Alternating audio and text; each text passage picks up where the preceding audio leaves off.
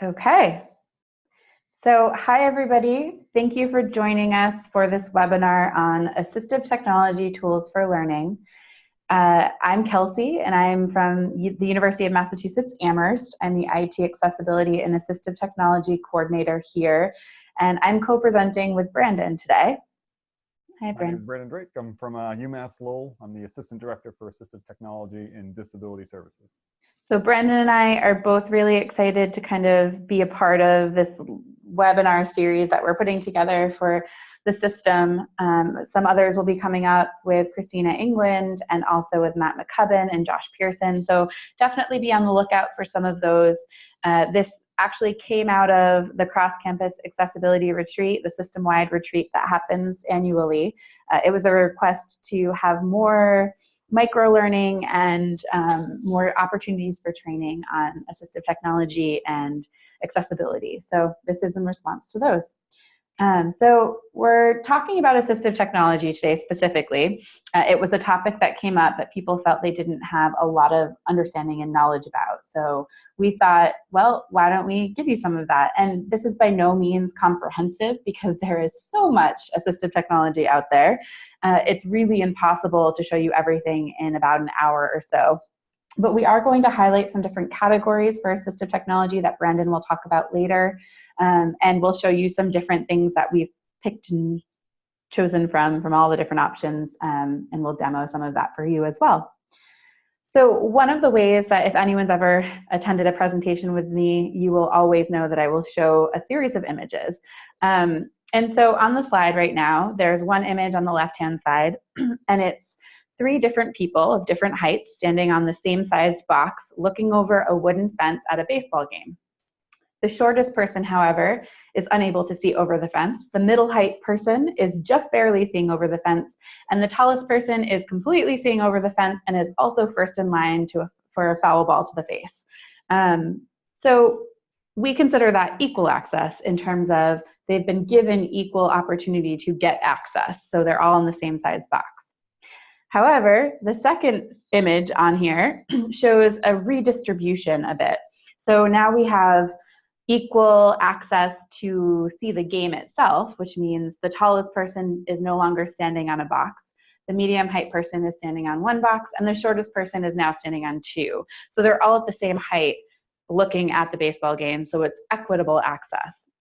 There is a problem, if anyone's ever seen this floating around on the internet or heard it discussed before, there's a really major issue with these 2 images. And a lot of that comes from that second image that I was talking about with the redistribution. And a lot of the questions that I have when I look at that are things like, well, how long did it take for the shortest person to get someone to put that second box up on the first one?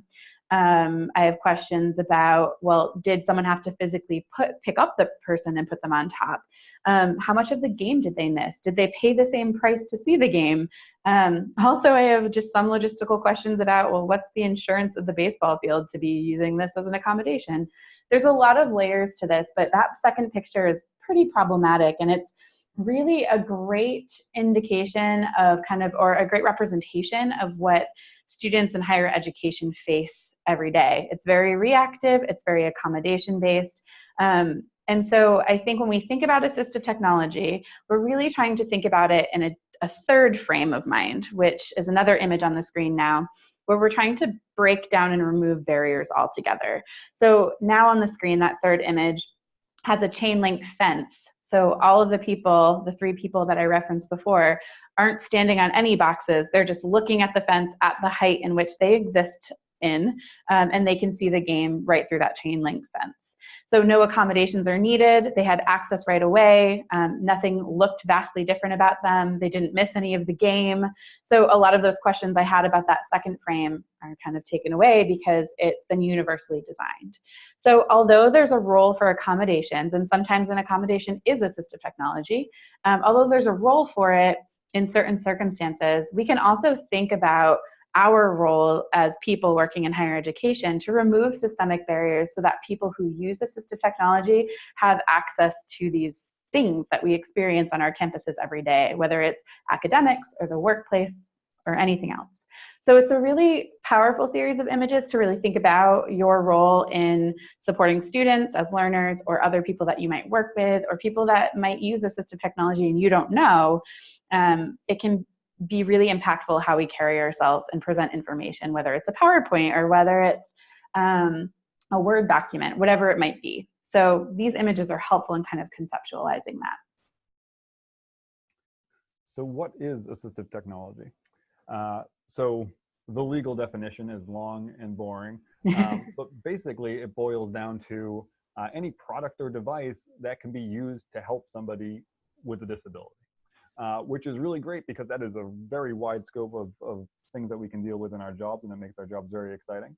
But also it kind of brings you back, because when you hear assistive technology, you might think, I don't have any money to spend on assistive technology. But it doesn't mean it has to be something really high tech, like an embosser. It can be something low tech, like a pencil grip. So the screen here has a list of a lot of different assistive technologies, broken down into either no tech, low tech, or high tech.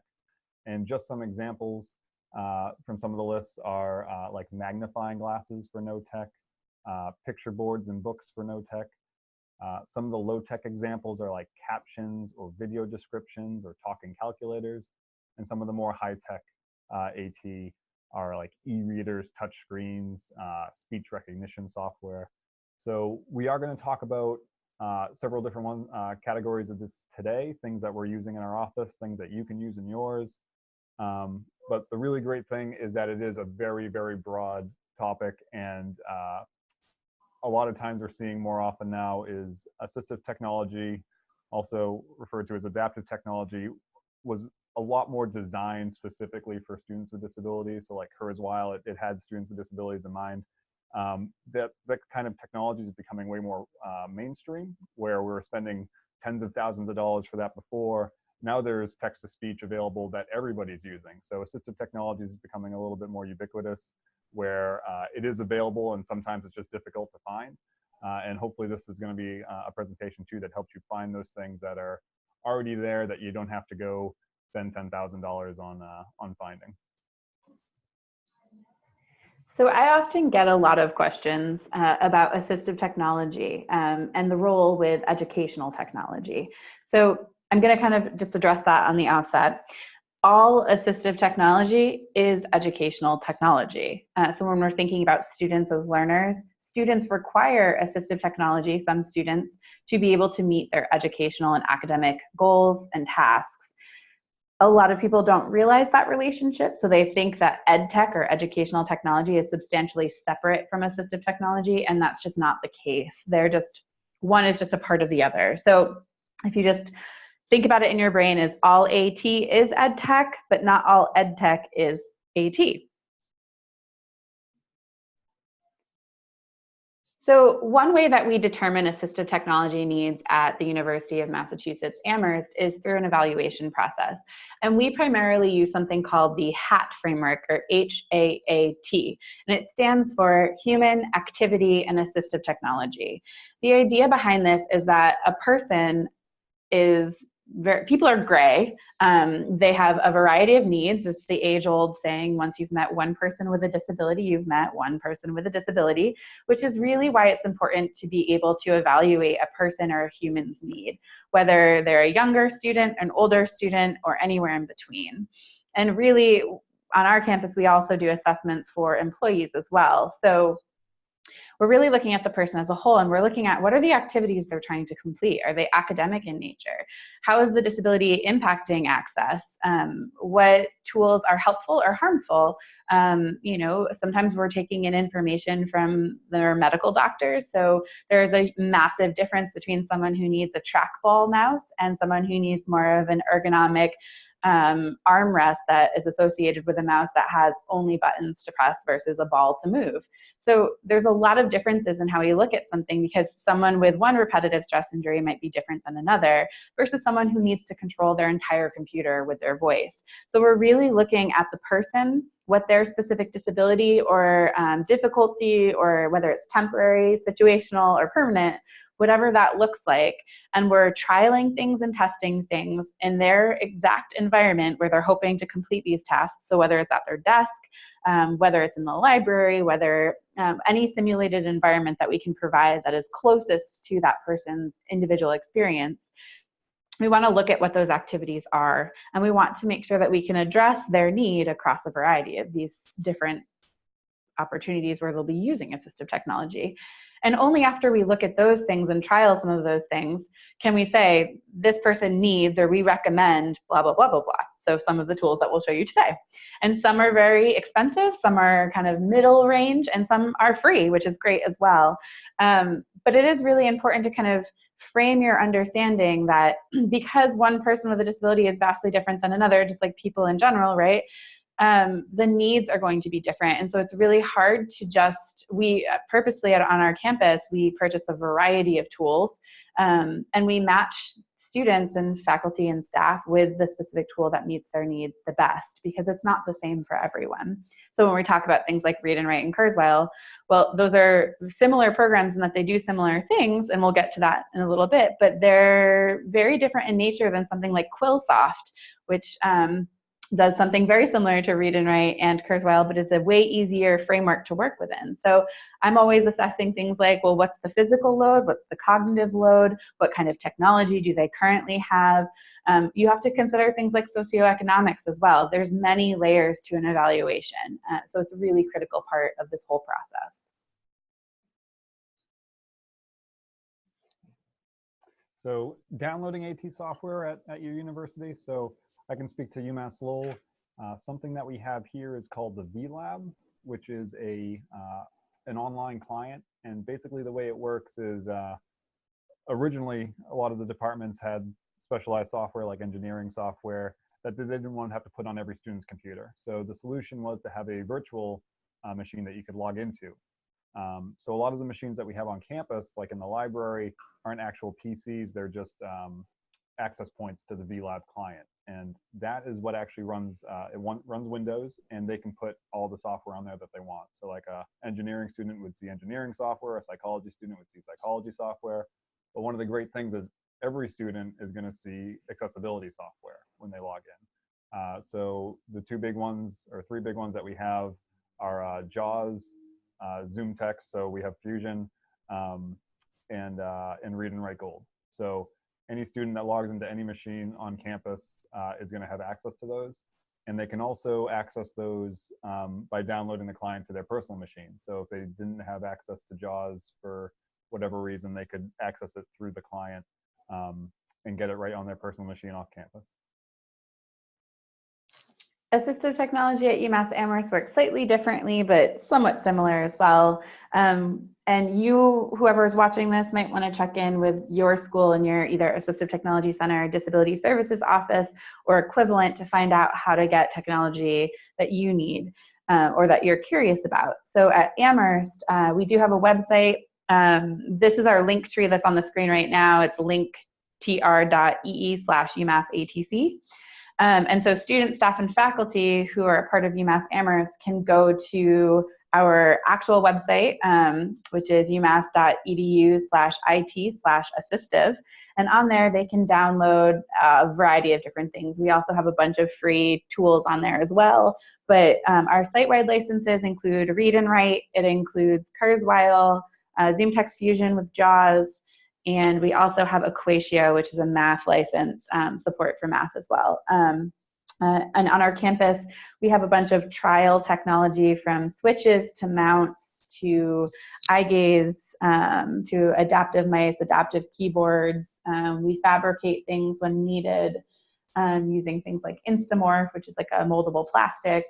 We have all sorts of stuff, talking calculators, tactile drawing bundles, reading pens, headsets, you name it. So there's quite a few different options on your different campuses, but each campus runs slightly differently. So you'll just want to check in with whoever your contact is. So the rest of the way, we're going to be talking about specifically some AT tools that you can be using in your office and your school for your students. And one thing too is you'll see Brandon and I kind of go back and forth sharing our screen. So we'll let you know when that's happening. And if you just want to bear with us as we make our switch between screens, that would be great. We are doing some demos throughout this. So it's just going to be, there's slight little areas of clunkiness as we take control of each other's computers and such. Yes, and if I do forget to share my screen, I will ask Kelsey to please yell at me, because this is the first time I've been going back and forth with one of these presentations. Doing a great job. So actually, I'm going to steal it from you now. Yeah. And we'll go right back to where we were. Great. Let me get this out of here. So some of the categories that we're going to be talking about more in detail, so we won't go over all of them here, but speech to text, text to speech, note taking, screen readers and magnification, organization and time management, mental and physical health, and access hardware. So don't fail me now. Try the arrow on your keyboard. There you go. There you go. Speech to text is the first one we're going to cover. There are a lot of options now for speech to text. Usually, or originally, one of the only games in town was Dragon. You had to spend a lot of money for the software. You had to go through the training. And it's still something a lot of students ask about. And we do have demonstration software here for students who want to see it. But a vast majority of students aren't looking for speech to text to control a computer as much as they're looking for it for dictation. So some of these options that are listed, and you're going to be getting this PowerPoint as well, and all of these links that you see on the right, all the numbered items are going to be links that you can follow and look up more information about them, and also download the things. So like I said, this is available in a lot of different varieties. So I'm going to go out and show you the Google Docs one. So bear with me as I pull that one up. And while Brandon pulls that up, a lot of these things are just built right into your computer, which is super neat. So if you're a Microsoft user, Windows user, you have Windows speech recognition if you're in Cortana, versus if you're Google or an Apple iOS, Mac OS user. Right. Yep. So if you're also an Office 365, it's built right into 365.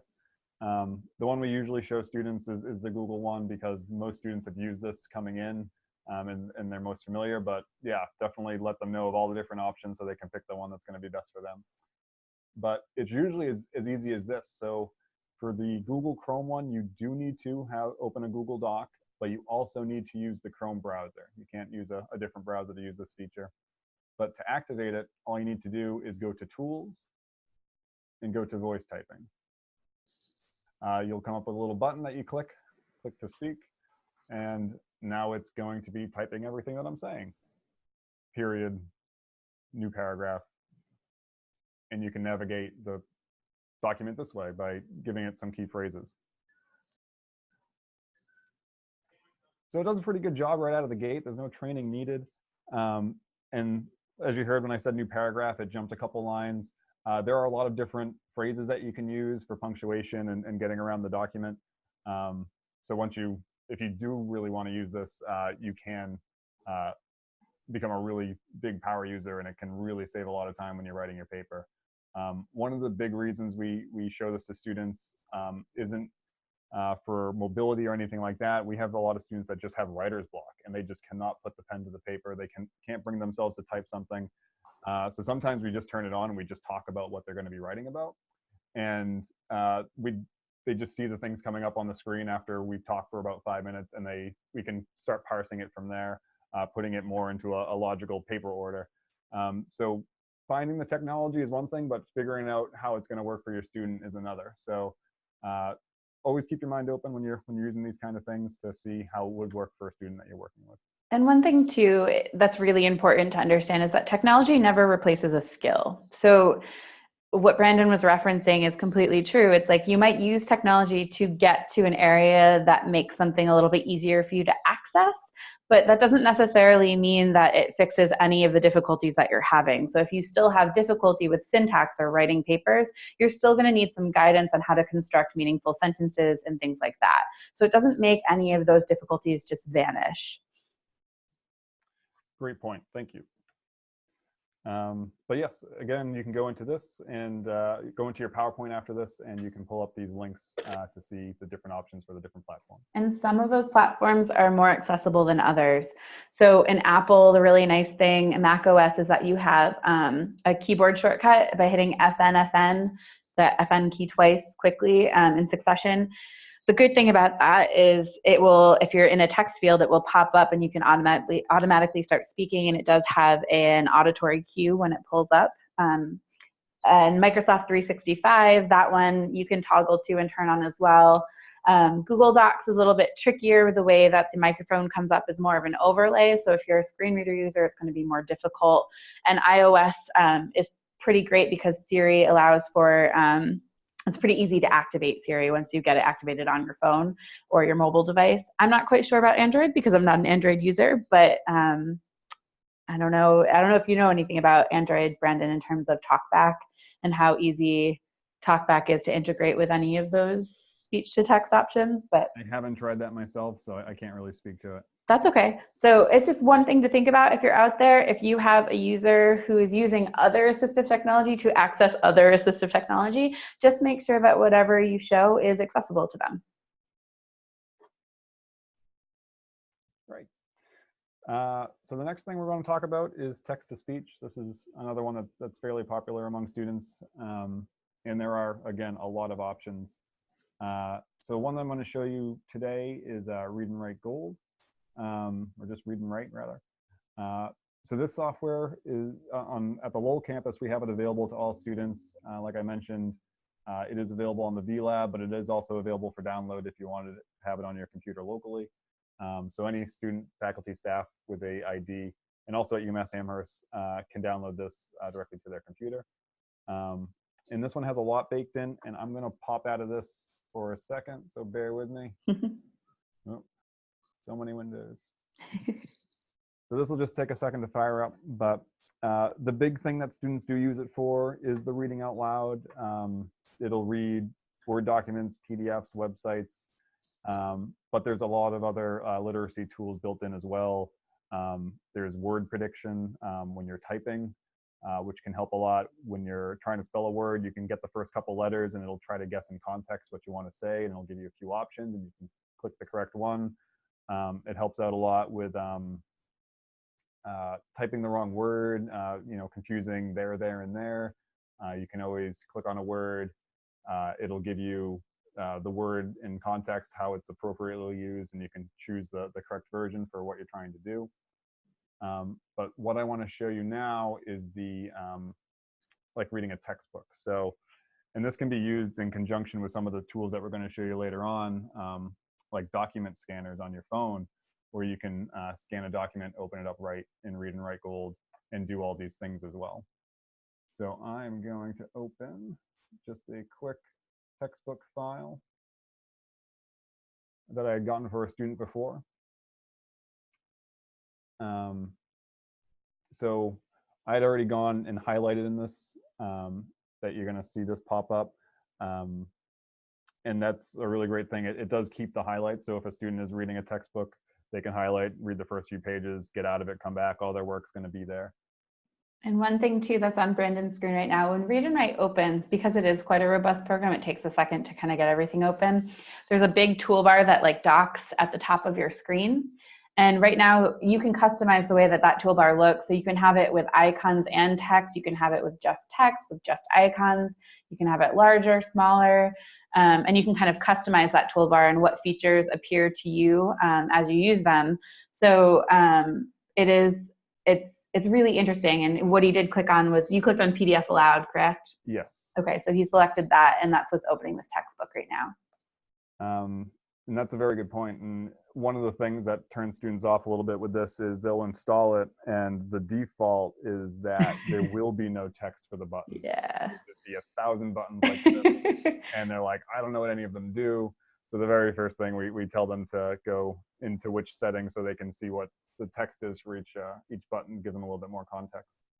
But yeah, it can be a little bit overwhelming. So definitely when you're working with a student, figuring out which tools they need, because we have about, I don't know, 20 or so buttons at the top here. And then there's even more along the side. But not to get into Read and Write Gold as a whole, just to show you the quick reading demo.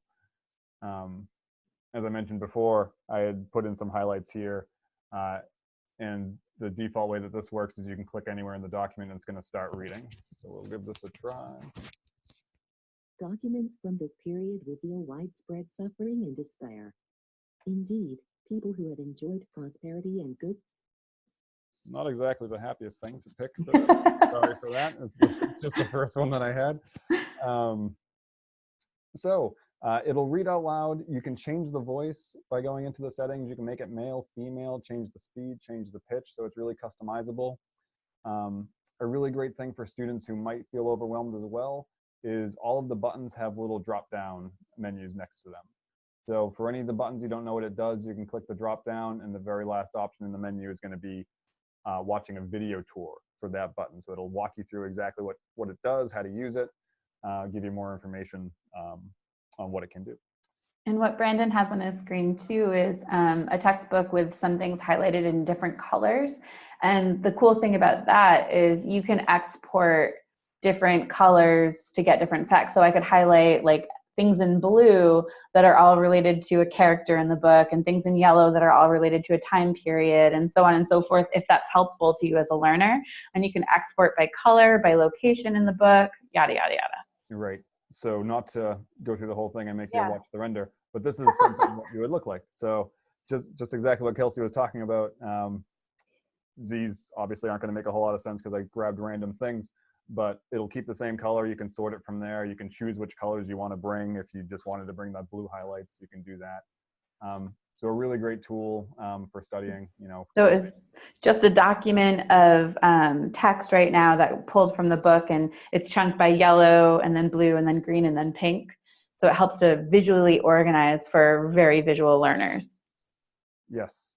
And thank you for reminding me to describe what's going on the screen, because I keep Absolutely. That's okay. That's why we're doing it together. Yes, thank you.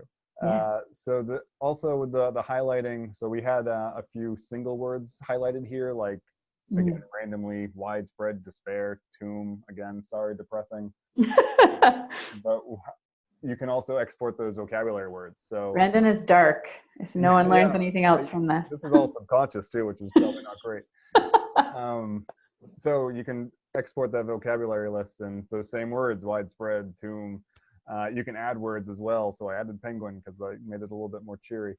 So what it'll do is it'll pull those words, but also a definition, and your mileage may vary depending on what you're studying. It's probably not going to pull like sciencey terms. But it also, if you can turn this on or off, you can add a symbol, which is really great for students who have English as a second language. So any ESL learners, being able to associate a word with an image that they already know can be helpful for retention. And the really great thing is the column for notes, which is completely blank. So you can add whatever you want, why this is important. If it's like a person in history, you can add details about them. So it kind of make yourself a study guide from this. So I'm going to get out of Read and Write Gold now. And also, there's a Chrome extension for this as well. So if anyone has a site license on their campus, as part of that site license, you get access to the Chrome extension through a single sign-on, or however you set it up on your campus, which is really great because a lot of students on our campus at Amherst really love the Chrome extension, since many are Google Drive users and use the Chrome browser. So another thing that's really similar, we're not going to pull it up just in the interest of time because there's a lot of similarity with it, is Kurzweil 3000 plus Firefly. So Kurzweil 3000 is something that we offer as a site-wide license on our campus in addition to Read and Write at UMass Amherst. And Firefly is the equivalent to the Google Chrome extension for Read and Write. So it's an extension of your browser that you can use to read on the web and so on. So Kurzweil does a lot of the same things in terms of being able to highlight, being able to read text in books or handouts or articles.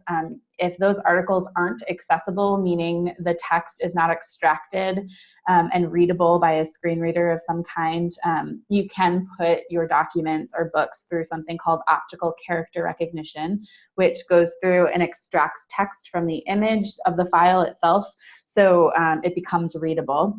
So that's something that Kurzweil does. You can also do something called zone editing in Kurzweil. So if you do use optical character recognition to extract text, that doesn't mean that a document is compliant or super readable. So it allows you to go in and mark things as like headers or topics. And you can even add metacognitive checks, like little notes throughout the textbook or article for yourself, or if you're an instructor and want to leave those for a student that you know might be struggling, you can leave little metacognitive questions or things for the student to think about as they're reading.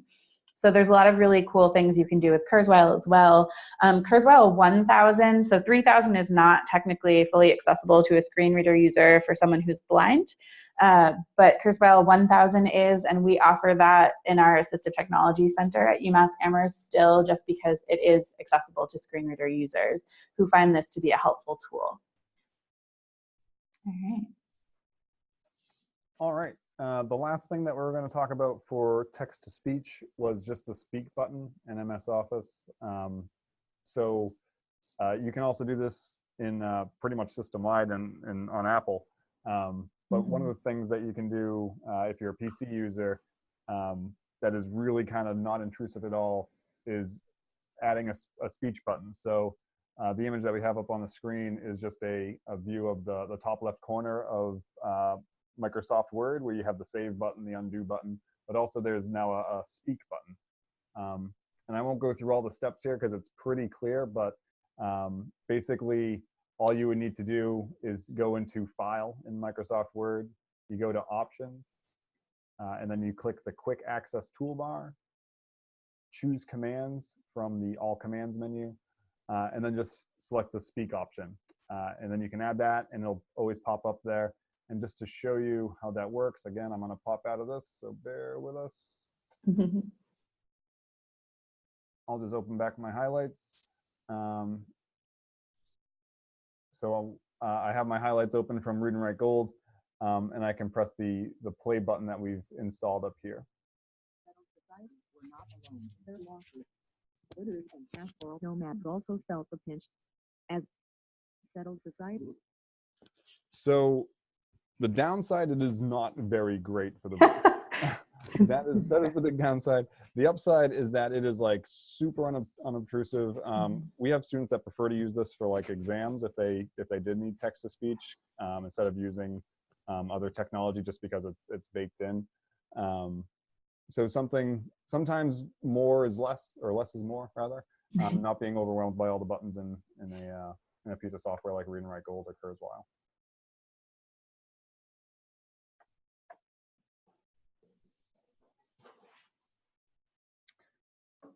So note-taking apps, I think Kelsey is going to take it from here. I will. All right, so, oops, let me get back to Zoom. All right. Yes, I'm going to share my screen. And, all right. So I'm showing you my iPad right now. You should see my iPad. Brandon, do you see it just as a check? Okay. So the first note-taking tool that I want to show you is for macOS and iOS only, and it's called Notability. And Notability is really neat because it's pretty inexpensive, and it also allows a student to audio record a lecture and type, draw, highlight, pull in images, whatever they want to do, simultaneous to the audio in the lecture, so that once they're done recording and done creating their notes in whatever way makes sense, they can tap anywhere on their notes and it syncs to that part of the lecture. So one thing about note-taking that I'm always really clear with people about is that recording a lecture is not always a great idea. The reality is that students barely want to show up for the one lecture they're sitting through that's an hour and a half or 2 hours. So it's very unlikely that they'll then go back and listen to a lecture all over again, especially when they've got 4 or 5 classes that they're taking all about at least an hour and a half. So I'm always looking for tools that allow the lecture to sync with the notes that are being taken so that the student can take notes in whatever way makes sense for them, whether it's doodling or making asterisks, or if they couldn't spell something that was said but knew it was important, they could make a star or type something on the screen, and then that way they could go back and select that part of the lecture and hear it directly at that time the lecture was given. So instead of listening to the whole thing all over again. So I'm going to pull up Notability. The icon for Notability is like a pencil with the eraser part as a microphone, which is pretty funny. I think it's cute. And so right now we're looking on the screen of my iPad in Notability. On the left-hand side, there's all the different topics for notes that kind of think of them like binders. So there's binder sections. And then on the right-hand side of the screen, it's all the notes within that binder, that topic that you've created. So I'm going to start a new note. And when you do that, you get a blank screen. It automatically provides you with the date and the time that you started the note. So you, of course, want to instruct your students to change the title of that note if it doesn't make sense to them. Some of the cool features in here are there's a little picture of a wrench that's one of the on the taskbar at the top. You can adjust the paper. So some students I know, if they're taking a math course, you can change graph paper, and it can be different size graph paper, lined paper. You can also provide some background contrast color to the paper if you need to. There's some of these colors that have a lot of texture and patterns to them, and that can be really distracting. So I tend to encourage students to stay away from those. But sometimes having a little bit of a color behind instead of just the plain white can be really helpful. So right now on my screen, I have a little bit of a yellow background with just basic lined paper. And I'm gonna hit the microphone button, which is also the record button. So it will start recording what I'm saying. So the professor could be speaking and the student could be preparing to take notes. There's a button for text entry, so I selected that, and now I'm typing, and I might not know what they're saying, but maybe they're talking about photosynthesis and all I got was photo, so I typed photo and I put a little asterisk after it because I know it's really important. Then maybe they're moving on and we're talking about plants and life. So maybe I'm a doodler and I would rather choose the actual drawing feature, and I can go in here and I can change colors. So I'm going to change it to green from red, and maybe I need to create a picture of a plant. So I'm just drawing a stem with I'm not an artist here, but stem and some leaves. And thank you so much. It's a little bit of a weird looking flower that I'm drawing. Got a lot of petals. And then maybe photosynthesis is mentioned like 4 more times in the time that I'm drawing the relationship of the sun right now I'm drawing to the picture of the plant that I just drew. But maybe photosynthesis comes up again, so I highlight that word that I had typed out before. So all of this is being collected, every keystroke that I make and actual like use of my finger to draw some of these items on the screen. Anything I do, I'm drawing a smiley face, is being recorded and synced to that audio recording. So then when I hit stop to stop the audio recording, and you can erase as well, you can also like cut things and move them around the screen. So you can like circle the sun if I wanted to move it towards the bottom of the page and reallocate that. So next to the recording, there's a little down caret. And when I click that, the audio recording bar comes up so I can listen back to the audio. And as the audio plays, what will happen on the screen is right now the notes I took are kind of grayed out, but as this audio syncs to the notes I took, they'll become illuminated. So it's showing you how it's syncing up to your notes with the recording. So I'm going to press play. So it will start recording what I'm saying. So the professor could be speaking and the student could be preparing to take notes. There's a button for text entry, so I selected that, and now I'm typing, and I might not know what they're saying, but maybe they're talking about photosynthesis and all I got was photo, so I typed photo and I put a little asterisk after it because I know it's really important. Then maybe they're moving on and we're talking about plants and life. So then if I was listening to this at home and I was like, oh, I want to get to that part where I was talking about drawing the smiley face. Well, I can then take my finger and select the smiley face on my notes itself, which I'm going to do, and it will skip anything in between and go to that part of the lecture. So anything I do, I'm drawing a smiley face, is being recorded and synced. So there's a lot of power in this. A lot of students can, or students who use this can use the share button and send it to email, Dropbox, Google Drive, OneDrive, Box, iTunes. So you can save the audio separate from the file itself. You can't share this with anyone who doesn't have Notability. If you want it to sync together, you can only either share just the audio or just the actual notes themselves. Although one thing I will say is you shouldn't be sharing audio from a class because this is an accommodation, so be really mindful about that.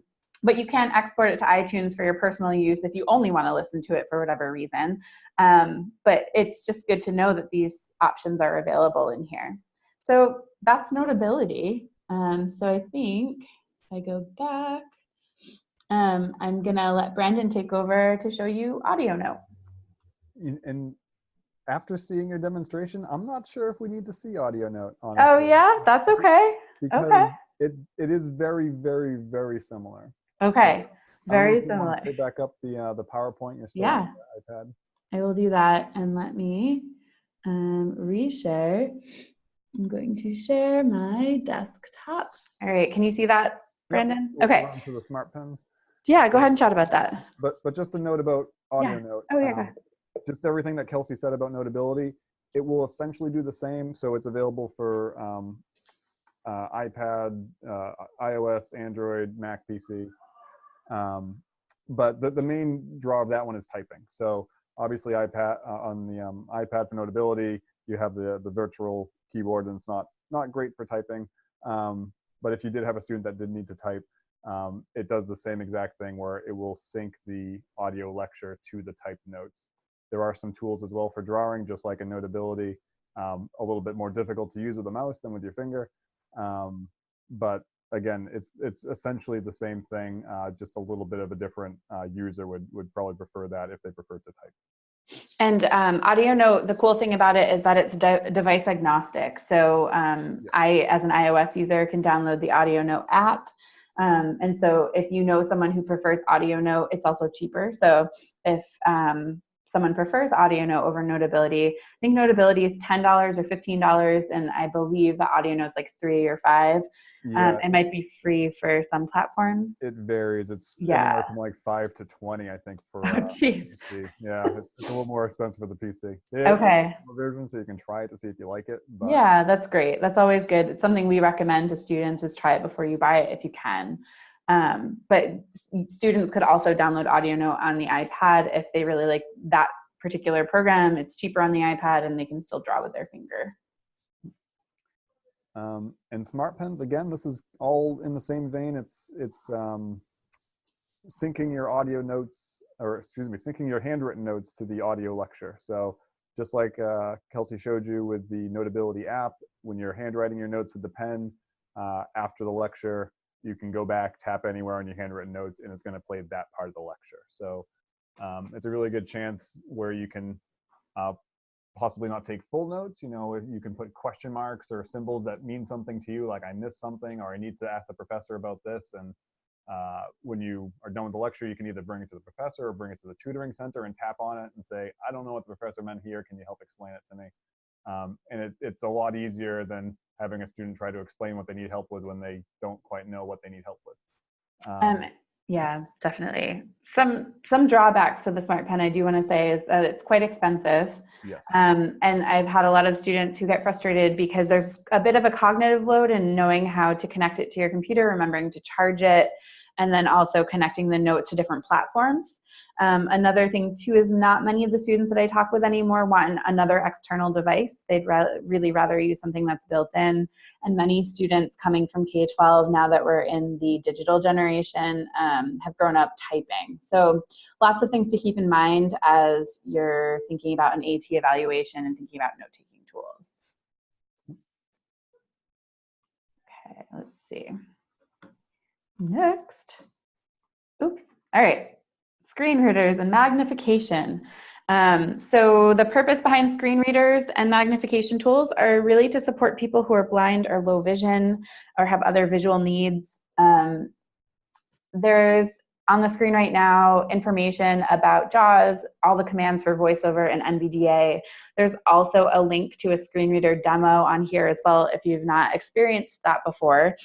What Brandon and I were talking about is we're not going to go in depth with this because Joshua Pearson from UMass Amherst and Matt McCubbin from UMass Boston are going to be creating a series of screen reader videos that will help you to understand JAWS, VoiceOver, and NVDA.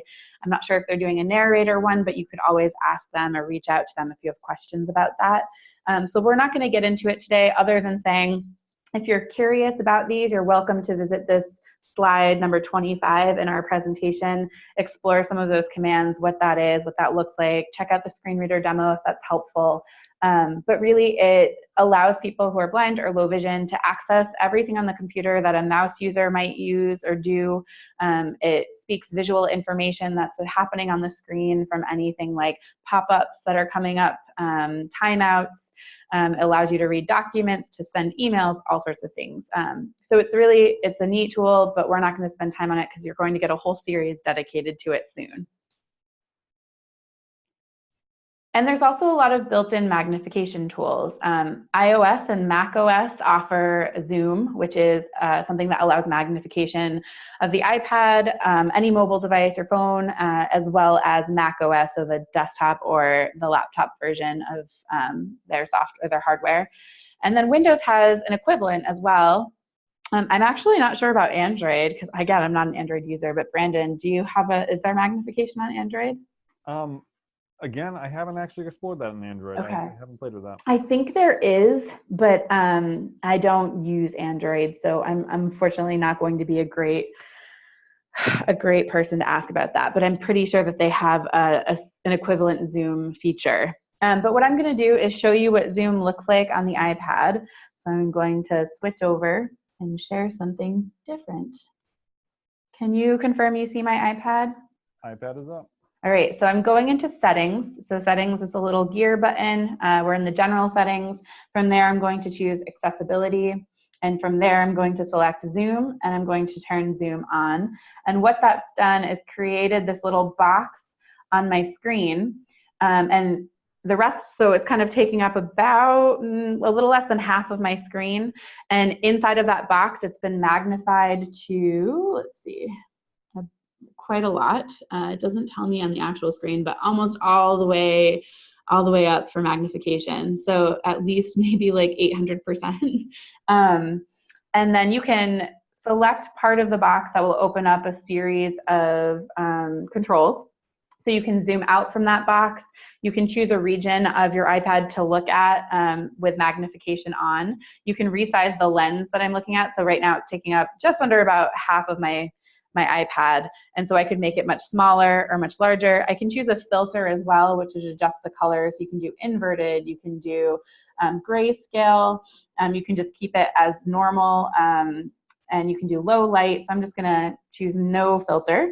And then you can choose to show the controller or not. And then you can actually grab, it's not letting my finger grab this, but you can move it around. Oh, here we go. You can move it around the screen. So for anyone who has some motion sickness, you might want to turn away for a second because I'm moving this around the screen.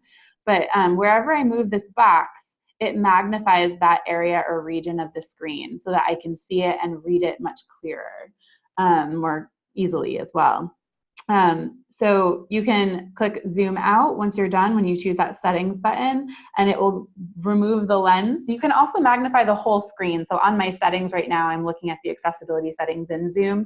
When you turn Zoom on, I have it so that it's just that window and not the whole entire screen, but you can choose and toggle. Right now I'm in Zoom region, and you can choose full screen instead, which helps. And then you move around the screen and the screen moves kind of with you instead of having a window that you're moving around the screen to magnify certain regions. I was at 9.8% or 9.8 times for magnification, which is at the bottom, and you can adjust it to make it less or to make it more. And then you can just turn it off when you don't need it, but that's right in the accessibility settings of iOS. And it's very similar on macOS. It's also relatively similar on Windows as well. So if you're an Android user, you can always send us an email and let us know. I'll locate an Android device and we'll figure it out from there. But Zoom is really, really helpful when you're having difficulty seeing everything that's on the screen. Zoom Text as well. Both UMass Lowell and UMass Amherst have this program. It's part of Zoom Text Fusion, which also includes JAWS. I believe other campuses also have licenses for this. We all run a little bit differently, but it's something you can ask Disability Services or Assistive Technology or IT if you offer this or if your campus offers this. But it does a lot of the same things, but it's more robust. It's a full software for the computer. So it's a little bit different than what iOS and macOS has to offer, but very similar. Same idea. Anything you want to add to that, Brandon? No, and it's not just for magnification. I think you mentioned the color change in color contrast. It's just a lot nicer on your eyes because you can change just the whole of the screen to have like a nice light pink background or something like that. And when you're reading lots and lots of text, it can make a big difference. So it's absolutely. I mean, traumatic brain injury. A lot of students that we've been working with here, I don't know about other campuses, but we've certainly seen an uptick in that from car accidents or dance accidents or athletics. Having an overlay or something less bright on the screen can certainly help the brain during that healing process look at something like a screen. All right, I think this is you. I think I'm going to grab this back. Sure. All right. So organization and time management. So we meet with a lot of students typically on a weekly basis, but it's sometimes less. It depends on what the student's asking for and what they need. But a lot of times we have students with executive functioning that might have a little bit difficulty organizing their time, organizing their homework, staying on top of assignments, especially incoming freshmen who might have had a little bit more guidance. Now they're living here on campus and there's nobody really checking in on them like they might have had at home. So sometimes some reminders can be helpful, and there's technology for that as well. So some of the apps that we have listed on this screen, again, they're all live links that you can follow later on. They all do similar things. These are apps that are designed to be used as a college student or even a high school student, but it organizes your classes, and you can put specific tasks assigned for each class and with due dates and exams, and you can see lists of what's going to be next. So I'm going to pop out of this and I'm going to show you a quick video demonstration of one of the apps called My Study Life.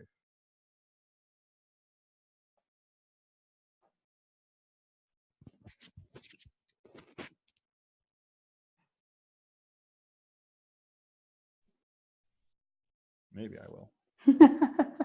Your computer doesn't like it. No, it is struggling. Here we go.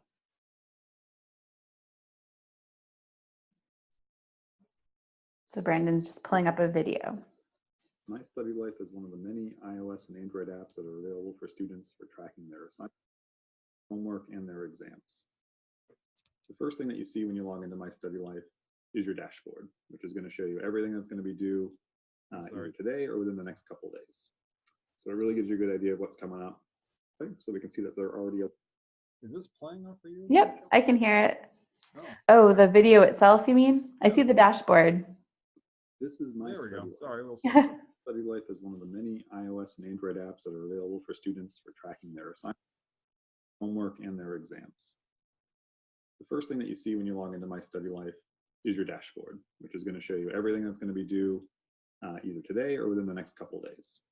So it really gives you a good idea of what's coming up. Unfortunately, none of this is going to be filled in until the student fills it in themselves. And that's the biggest barrier, is getting a student to get all their information in here. So what we recommend is that students take an hour or so at the beginning of the semester when they have all of their syllabi to put in all of their classes and all of their assignments. And this is really easy to do. So for a class, we're going to go to the menu, we're going to go to schedule, and we're going to see all the classes that are already input. If there's any other ones that you need to add, you would just press the plus button. This is going to give you a chance to add a new class, select the room, the building, who the professor is, and then the times that it meets. Once all of your classes are in, we can go back into the menu and we can go to our tasks. And tasks works in a very similar way. So we can see that there are already a lot populated here, but if you wanted to add any that came up during the semester, you would just hit the plus button. You would say what it is. And you would type in what the details are. So we said that the title for this is going to be physics homework, and the details are going to be chapter 5 questions. So we know that what we need to study. We will select a due date. We'll say that it's due on the 13th. We'll save it. And now it adds to our list.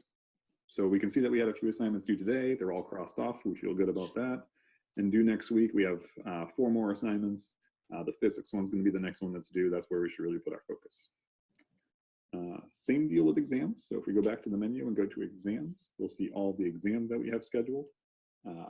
We see that we have 3 exams, one scheduled today, tomorrow, and the next day. So we have a big stretch of exams coming up.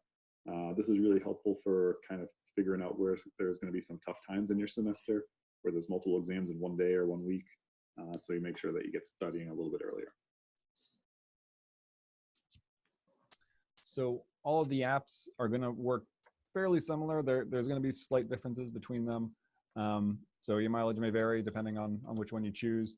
But My Study Life has been one that's worked for a lot of our students. It's the one that I've used for my own classes. So definitely check out a few different ones, see which one's going to work better for you. One of the reasons I do like My Study Life is that there is an online account. So you can do everything on your PC or Mac or wherever that you have internet. Log into the website. You can put in all of your assignments on the computer, which is a little bit easier than typing on your phone. And then it's all going to populate on your phone or any place else that you have the app. And this is really important for a lot of our students with the executive dysfunction. But again, like thinking about this, I always say it, the clinician in me has to say it. I'm a speech pathologist by trade. And so I always talk about it. The technology doesn't replace a skill. So this is a really great tool to get to that skill, but the level of skill still needs to be taught. So if we talk a little bit about what we know in terms of research for our students who are struggling with organization, we know that students with executive dysfunction often can't see further out than more than 2 to 3 days, sometimes not more than a day. So there's actual developmental progressions for this for individuals with disabilities. So this is a great snapshot, but things you'll still want to teach them are actionable items and steps they can take to avoid the overload all at once. So it's really helpful when a student has the opportunity to either meet with, some sort of tutor or peer or something that can help them to kind of grasp the idea that even though it's a week off, there's still some actionable steps you can take to make it so that when that day before comes up, you're not panicking. So it's always the skill with the technology. Great points. The next area, mental and physical health. So this is one that comes up a lot more often for us because where we're housed, we're in the wellness center. So we're on the student affairs side. So we share a hallway with the nurses, and across the waiting room is the counseling office. So a lot of our meetings, we're talking about the same students and things like that and how we can support them. So we know some of the work that they're doing, and it definitely bleeds over into our work. So not exactly academic, but when you're thinking of being a student on campus and all the stresses and everything involved with that, being mindful and healthy are really 2 important things. And they totally impact student academics as well. Yes. Yep. And there is a lot out there especially for mindfulness and meditation. Again, we have listed several of them. This isn't full. This isn't a full list, an all-inclusive list. Most of these have free aspects, but if it is something that you really feel like you're going to benefit from, a lot of it is going to be locked behind a paywall, and it's usually about $5 to $10 a month. But one of the ones that I like a lot is Stop, Breathe, and Think. And I'm going to get out of this for a second, and I'm going to pull up a video of how that one works. And this is an area of disability, I think, that's largely not discussed, especially in terms of technology. So it is really important to touch on it because there's a significant number of people in our population who experience anxiety and depression. Sorry to cut you off. No, that's okay. Nope, that's a very good point. Yeah, it's often one that's overlooked. So definitely one that you want to put some focus on. This is Stop, Breathe, and Think. Stop, Breathe, and Think is one of the many apps that are available on iOS and Android for meditation and mindfulness. So this is a really great one. I chose this one because it has a little bit more free content than the others, and also that it's a little bit more friendly for beginners. So one of the great things about this is that every time you check in, it's going to ask how you're doing. So when we click start, it asks you just to kind of take 10 seconds, breathe, reflect on how you are doing, both physically and mentally. We'll skip that for now, just to show you what's going on. But then it's going to ask you a few other questions. So how you're doing physically, we're going to say we're doing a little bit poor today, and mentally, we're doing a little poor as well. You can also add in emotions. So if you are feeling a very more specific way, you can go from range from happy to sad, and a little bit more micro level, like today I'm feeling fatigued and discouraged. So once you pick your emotions, it's going to say that you can find the best activities for you. And the app is going to determine some ones that might be helpful for you in your current situation, some that are going to be free and some that are going to be paid. So right now we have some recommended results for relax, ground, and clear. So finding peace and calm. A meditation called Change, which allows flexibility with life's uncertainties. And then noting, which is strengthening your presence. So we'll pick one of these just to show you what it looks like. So under relax, ground, and clear, there's a few different options. So there's a male, a female, and a Spanish option. The male option actually is locked behind the paid content. So that's one of those instances where if you felt like this was really useful, you might want to pay the subscription to get access to those kind of things. But we'll try Jamie today, see how that sounds. And we'll just play the first 10 seconds. Relax, ground, and clear. Close your eyes and rest your hands on your knees. Bring your awareness to the touch of your body on your seat. So this is the kind of thing that the app is mainly going to do. It's going to be walking you through different ways that you can meditate and be mindful about your current situation and kind of calm down in the moment. There are other tools involved with this. So there's meditation timers where you can add in different soundscapes and things like that if you are more interested in doing it on your own. And then there's just a whole lot of activities that you can explore on your own. And they have them broken up by themes. So whether it's stress or sleeping, they even have a college theme that's going to have some content that they figure is going to help students that are going through the rigors of their college program.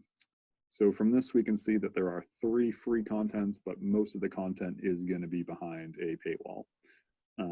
Again, your mileage may vary, but if it's someone that's just wants a few minutes to relax and gather themselves, the free version might be plenty for what they're looking to do. The other great thing about this is you can track your progress if that's something that you want to do, where you can see how you've been doing month to month, week to week, and just overall. So how you feel before and after meditating. You get some streaks for checking in every day. You get little stickers and things like that to kind of keep you motivated to keep up with your mindfulness. So another one of those great apps for helping students be healthy, both mentally and physically. I think too, with something like this, that's really helpful is a lot of our students do actively engage in therapy. And I know that it can be really challenging for someone to pull up how they felt over the course of a week or 2 weeks before they see a therapist again. So having something like that where it tracks their ups and downs can be really great information for therapy. Right. Yeah, and being able to stay involved with it and having the reminders come up on your phone. So the mindfulness app is a really good one for that too, is it reminds you in the middle of the day, like, hey, take a second to yourself, take a few minutes to breathe. And it's a really, easy thing to do once you realize how little there is involved, and how little time it takes to take a few seconds to remove yourself from the situation and figure out where you're at. So kind of in the same vein of wellness, fitness, and nutrition, there are a lot of these out here. So for nutrition, one of the big ones that's been around for a while that syncs with some of the devices you can have, like a Fitbit, are MyFitnessPal. So that'll help track your exercise and your nutrition, where you can put in what's it called, your meals for the day. You can count calories, you can count even macros if you're wanting to get into that level of it, so you can see how much sugar and protein and things you're eating to see how that's affecting your day-to-day life. And we do have a couple videos for this as well, so I will get out of this to pull those up.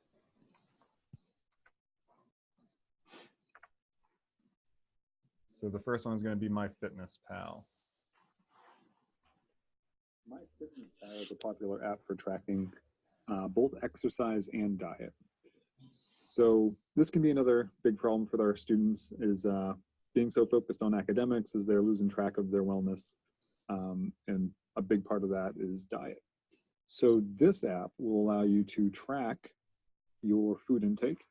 So every time that you eat something during the day, you can plug it into the system. I have a sample day set up. It is all based on your age, weight, and height, and gender. So when you put that information in, it gives you a goal for calories. If you subscribe to the paid version, you can set goals for macros, so like protein and fat and carbs and things like that. As you put items in, it'll give you little tips to say, like, this is a very high in sodium food, this is a very high in sugar food. And as you go, you can see along the top, it subtracts your calories that you're eating and also gives you back some calories if you put in some exercise. So for today, to go back to the top, this is just some breakfast. So eggs, juice, toast, and bacon. It adds it up and tells you how much you had for breakfast, what you had for lunch, and dinner. It's really easy to add foods to this. So you can type in really anything. There's also a barcode scanner where you can scan a package of food that you have. So we're just going to say that we had some Oreos. So we'll do a search for that. See some Oreo cookies here. So this is a really good breakdown of what's in those Oreos. Really not a whole lot of good stuff, but you can see exactly what you're dealing with. And sometimes just having those numbers in front of you and seeing that, wow, this is, pretty much 60% sugar. Maybe I don't want to eat a whole sleeve of Oreos today. But you just select how many you ate, add them to the list. It'll add to your daily planner, and it reminds you of your goals. So your goal for today is to stay under 106 grams of fat. Not really a good idea to eat too many Oreos if that's what the goal is. So once you get in here, you can chart exactly what you're eating. So you can really realize how much you're snacking, because there's a whole snack category. Maybe you're not eating any breakfast and you're just having one giant meal in the day, which isn't a really good. So it's just a really good way to keep on top of your diet, and really kind of leads into being a better student if you're taking care of yourself. All right, so that was MyFitnessPal, and actually we're just going to jump right into one of the exercise ones. So there are a lot of different exercise ones. The biggest thing, I guess I'll pull this up just so we have it in the background. The biggest thing that we hear from students is, especially when we're working them on a weekly basis about getting their work done, is that they aren't taking like any time for themselves to be well. And I mean, part of that is going to be exercise. And the biggest thing is I have too many classes, I don't have enough time, I need to study, I can't get to the gym, or I can't afford to do it. So there's some exercise apps that are really not intrusive to someone's lifestyle. They can be free and take a very short amount of time. So the one that I like is a 7-minute workout. I show that one to students, and I'll pull up the video for that. 7-minute workout. This app is available for iOS and Android, and it's one of the many apps that are available that can walk you through an exercise program. This one's really great because many students come in saying that they know that they need to get more exercise, but they just don't have the time or the equipment to do it. So 7-minute workout really revolves around the idea that you can get enough exercise in 7 minutes at a time without the need for any equipment. So it has several different workout plans built in. The classic will just kind of go through everything, but you can also focus on areas of your body like arms or legs if you wanted to do that. There's also things like stretching exercises. So it's a little routine that you can do before bed to kind of help you unwind before going to sleep. So I'm just going to show you a quick one here just for the classic view. These are the types of exercise it's going to go over. And the great thing is you don't need to be concerned about not knowing how to do a certain exercise. When the app starts up, there's going to be an animation at the bottom showing you how to do it. And also there's a video button at the top that will give you more in-depth explanation of how to complete a exercise. Ready to go. Round 1 of 1. Start with jumping jacks. Throughout some of these exercises, it'll also give you tips on completing them. 3, 2, 1. Do the exercise. Jumping jacks. So again, there is a lot out there. That might not be your favorite. It's a little crude with the animations, but I mean it's something that's very easy to start, which is something that a lot of our students are looking for, is that they don't want another thing on their plate. If it's something that they can just click in and it immediately starts up, it's going to be a lot more easy for them to adopt into their already busy lifestyle. All right. So we're on number 7. We're almost to the end. Thank you for sticking with us. We're going to talk almost last, about access hardware. So assistive technology is not just software, but it's also hardware. I'm going to share my screen. Okay. Because I'm also going to actually show you my face, yikes, for a second too, because I'm going to show you some different technology. So we're going to start with switch access. Can you see my screen, Brandon? I can. Okay, so there is a link on this slide 34, that's called What is Switch Access, which we'll talk a little bit about it as well. On the screen, there are 3 different types of switches that I also have in person, except one of them right now is connected to our switch adaptable chicken from Moana that screams that we use as our doorbell here. But, you know, so there's 3 switches. One is called the Bluetooth, which is a Bluetooth switch, from AbleNet, and it's got 2 different buttons and has up to 6 different switch recipes with 2 different settings per recipe.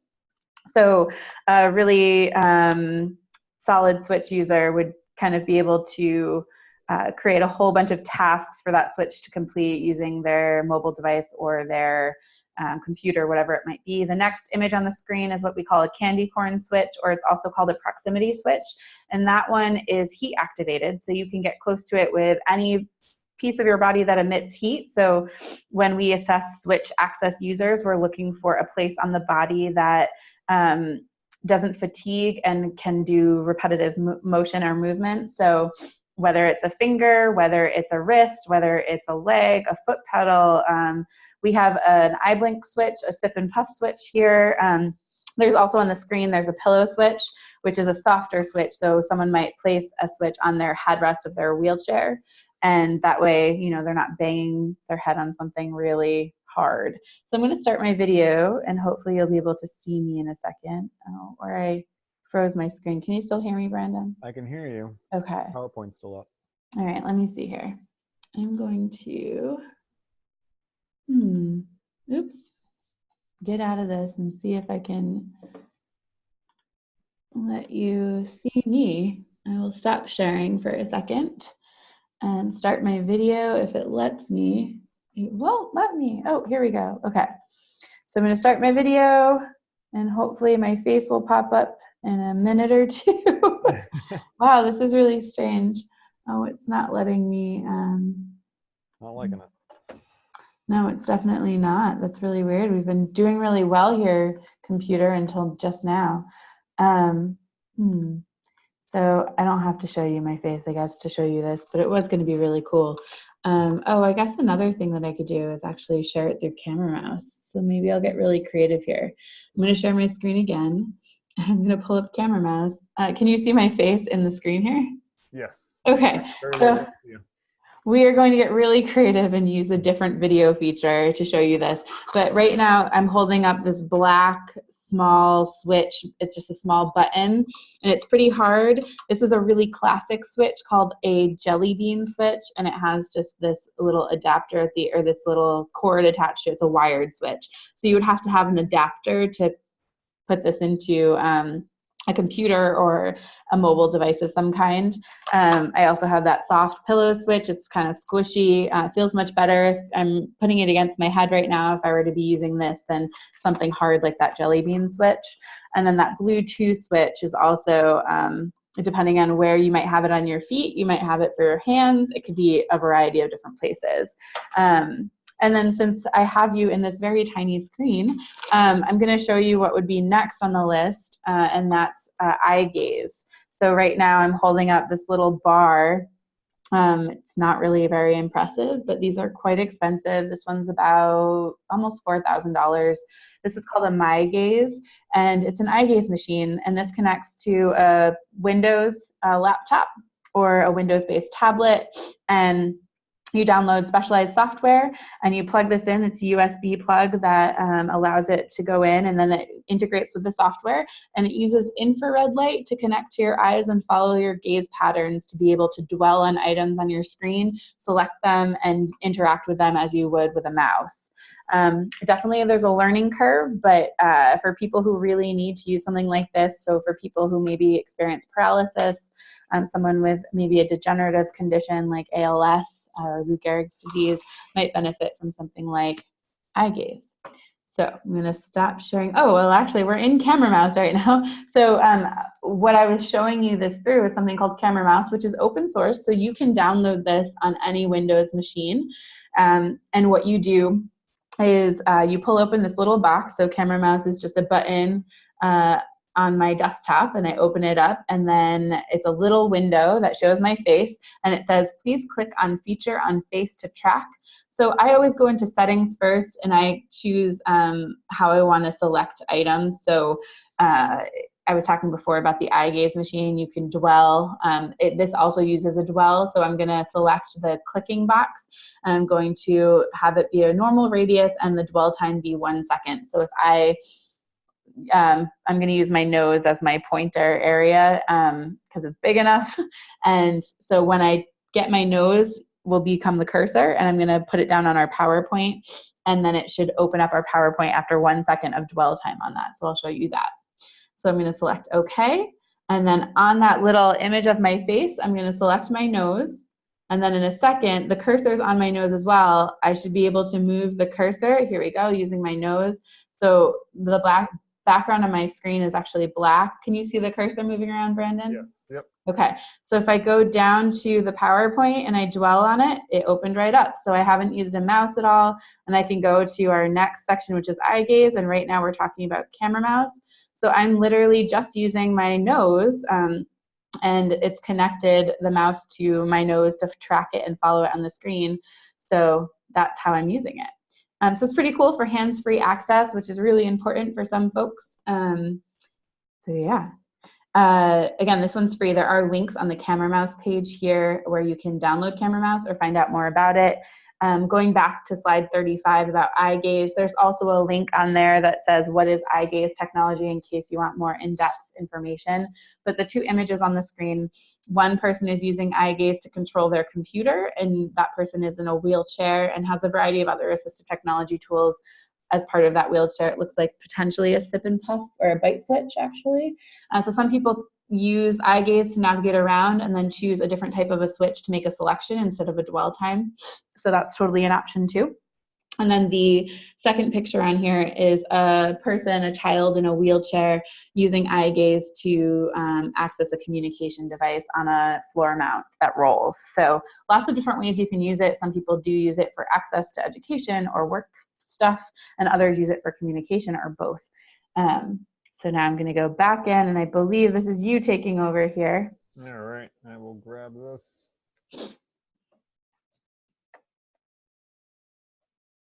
All right, whoop, let's go back. So some just other kind of random bonus AT ed tech features. We are running low on time, so the demos are going to be very, very short. But academic content support. So student is struggling. They had their resource room in high school. They don't have the same one-on-one help that they might need at college. A lot of times there's tutors available, but sometimes might not be enough. One area that they can try is the online academic support. So two big ones that students use here, or three rather, are Quizlets, Wolfram Alpha, and Khan Academy. These are really great, especially Khan Academy and Wolfram Alpha, because they will give you step-by-step walkthroughs of how to complete problems, especially in math. Wolfram is a little bit more involved, so they will do more of the higher level math, like engineering and calculus and things like that. But they're very good tools to give you more examples, which is what a lot of students come in asking for, because they'll have the ones from class, but they need more examples that will walk them through the process. Wolfram is paid. There are some free features, but if you did want to put in your own kind of problems to see how those would work, it is a subscription. I think it's $5 a month. Duolingo is for learning languages. So if you wanted some extra support outside the classroom for learning a foreign language, Duolingo, and there's several others that will do a similar thing as well. I did want to show this one because this is one that a lot of students actually do use. When I show them, they get kind of floored. There is probably more here than you need. So phone document scanners. So if you didn't know, you can use your camera on your phone to scan any documents that you have that you've received in class or from the library. The ones that are listed, like Cam Scanner, Genius Scanner, Evernote Scannable, most of them are available for both Android and iOS. If you are using a cloud service like Box or OneDrive, a lot of times the apps for those will have document scanner. So I'm going to pull up the video now for that. So this is going to be OneDrive and how the document scanning works here.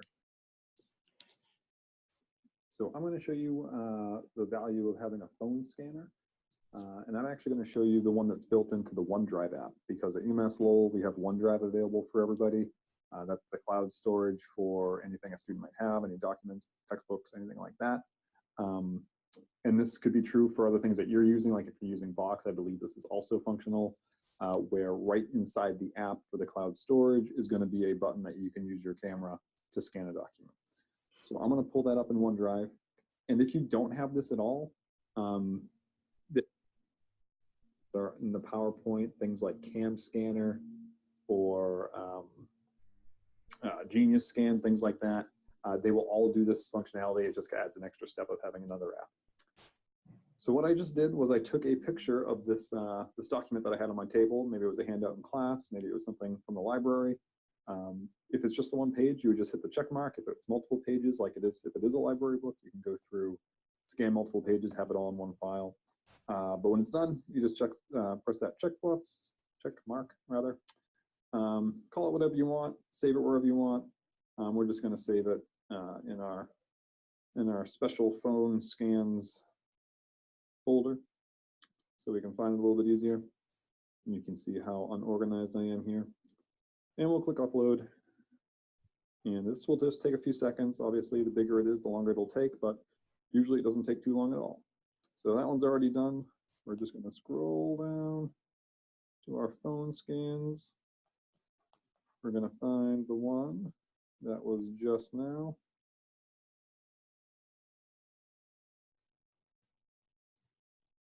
And here it is. So my camera isn't too great, and this still came out pretty solid. But really the great thing is this is going to have OCR already built in. If I can get around a little bit easier here. So you can see that all the So if you were using another app on your phone to do text to speech, or if you were using something like Read and Write Gold or Kurzweil, you can now open this up right on your desktop or your laptop and just fire it up from there. So it's really fun to show this to students because I can take a photo of something that we have right on the desk, pull it up on my computer, open it up in Read and Write Gold, and I can do it all within about a minute. And students really find that helpful because they know that they can do it on their own.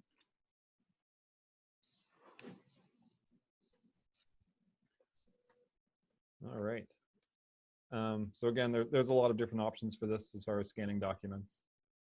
But to move on, the last thing is Chrome extensions, or any browser extensions, even in Firefox or another browser that you're using. Again, for the interest of time, we're not going to go through all of these. There are a couple that I do want to show you that make it a lot easier to read online and get reduced distractions. So again, I'm going to pop out of this. For future reference, the PowerPoint these are all links still. So any of these you can click on and get more information about and download to your own devices. But I'm going to get out of this and I'm going to open up our web browser here. So the first one I want to show you is called Mercury Reader. And there's several different apps that will do the same thing. Oh, is Google Chrome going to give up on me now? There we go. Oh, So, yay. Packages from Santa. Yeah. So yes, that's one of the things that we want to make go away because Yeah. it's distracting. There's a lot of distracting things on this page. Yep, I tried to find the most distracting one that happened to the USA Today. So we're scrolling down this page. It's an article about pollution in the ocean, and there's ads on the top, there's ads on the side, there's little insets with ads, there's different stories on the side that are distracting you, there's stories in the middle of the article that are distracting you. So we're just going to hit this Mercury Reader add-on in our Chrome extensions. And what's going to happen, if this fails for the very last demonstration, I'm going to be really sad. What's going to happen theoretically is it's going to strip all of that unnecessary stuff out. So now we actually changed articles here somehow. Okay, but you get the idea. So what's on the screen now, if theoretically it should be the same article, but it's pulling off all of the ads and all the distracting things. It's really just leaving you the text and the pictures from the article. So it's just the stuff that you're interested in reading. It helps out a lot with distractions. And then the last one I want to show really quickly is Block Site. And again, not the only app that will do this, or not the only extension that will do this. But, oh no, there we go. So Block Site is an extension that allows you to whitelist or block sites. So you can say, I only want to be able to go on Blackboard right now, and it will stop you from going on anything else. So the other way is you can block specific sites. So if you know Facebook is a problem, if you know Amazon's a problem because you keep shopping for your Christmas presents, you can block that. And when you try to go there,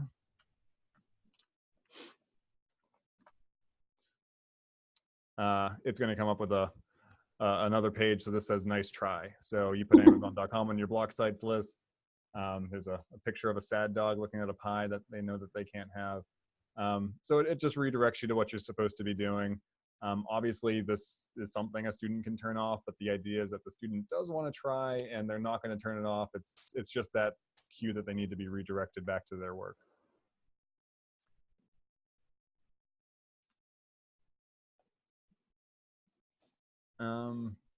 Did you have time to show Pocket? I can talk a little bit about Pocket, but people can kind of go to these links. But basically, Pocket does some of the things that are similar to Mercury Reader in that it removes distractions. It allows you to also change contrast, change size of text. So you can also store articles and websites into your kind of like your management area within Pocket. And the neat thing too is you can tag things in Pocket. So you can say like, oh, these articles are related to my communications class. These are related to my biology class. So that when you search by tag, it will bring up whatever you've tagged those articles as. So there's a lot of really, really neat tools that can help you with that, that are Chrome or not Chrome specific, but are just really, really cool. So Pocket's one of them, and it is an iOS app, and it is also for desktop on different browsers. The basic version is free, but if you want a more robust version, you can also pay. This is a really neat link, actually. I do a presentation on free AT, and it's a bit.ly link, and it's bit.ly/F free, capital A, capital T, and then the number 4, lowercase u. So it's case sensitive, but if you click on that link, actually, do you mind clicking on that, Brandon? Sure. It will just take you to a Pinterest page. And what I will say is that the cool thing about that Pinterest, if you can, if it doesn't block you out, it's okay if you can't, but one really neat thing about that Pinterest page is we do break down, I compiled all that free AT with someone from Dartmouth College, and we break it down by hardware. So there's information specifically for, I actually put it to the wrong page, but that's okay. But it does break it down. I'm gonna actually share my screen if you don't mind, so that people can, I think it's a me issue. I think I gave the wrong link. Okay, so share my screen, and okay. Can you see my screen? I can. Okay, so right now I'm on a Pinterest page, and it's called But My School Doesn't Have Any Money, aka Free and Low Cost AT Tools for Learning. And when you kind of scroll down or go down the page, it's broken into websites, so that covers some of the more rogue tools that aren't specific to anything, they're more agnostic. There's all Windows-based supports that are free, Google-based supports that are free, Mac OS, iOS as well. So definitely check that out if you're looking for free options. And the nice thing is that it's organized by platform. Aside from that, did we get to the end? That's the end. We made it. Okay, so you can still see my screen. So one thing, if you have any questions about this, or you're curious about other tools, or maybe what you have to offer on your campus, you can always reach out to me. Again, I'm Kelsey, and I'm at UMass Amherst. My email is kelsey.hall@umass.edu. You can also check out the UMass link tree, which is linktr.ee/all-lowercase UMass ATC. You can also connect with the UMass Assistive Technology Center, the Amherst one, on Twitter at UMass_ATC, Instagram at UMass ATC, Facebook at UMass ATC, and then you can also connect with me on LinkedIn. It's K Hall Consultant, I think is my handle for that. And just because we always like to talk about it, the UMass Amherst ATC also has a podcast. So if you go to our link tree, it will show you all the different podcatchers where you can listen. It's on iTunes and Stitcher and Google Play and everywhere. So definitely take a listen. We've got 12 episodes out currently. We just released the 12th one earlier this week. And it talks about assistive technology, universal design for learning. It talks about physical, adaptive sports, all sorts of things. People who created certain apps that support learners, and the people who created Global Accessibility Awareness Day, and the list goes on and on and on. So don't hesitate to stay connected and reach out to us if you have any questions, and contact Brandon too. Yes, I too have an email address. So just Brandon_Drake@uml.edu, and I'd be happy to talk to you. So thank you so much for listening to us, and we'll be in touch soon, and hopefully we'll see you at the next retreat. Bye, everybody.